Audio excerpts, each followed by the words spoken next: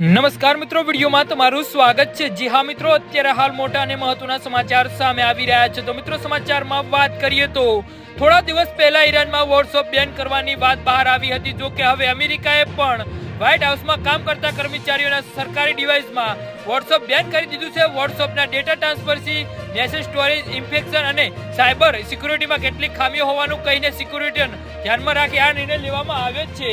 જી હા મિત્રો, અત્યારે હાલ મોટા સમાચાર સામે આવી રહ્યા છે।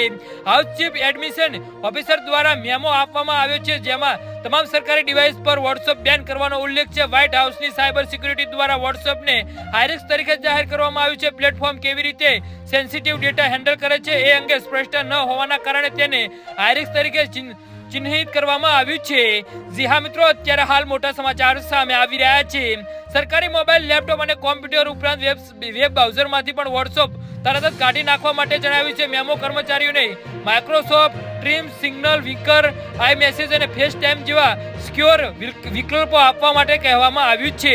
જી હા મિત્રો, તો આના વિશે તમારું શું કહેવું છે તો નીચે મારી કમેન્ટ બોક્સમાં જરૂરથી જણાવજો। અમારી યુટ્યુબ ચેનલને સબસ્ક્રાઇબ કરવાની ભૂલતા નહીં। ધન્યવાદ।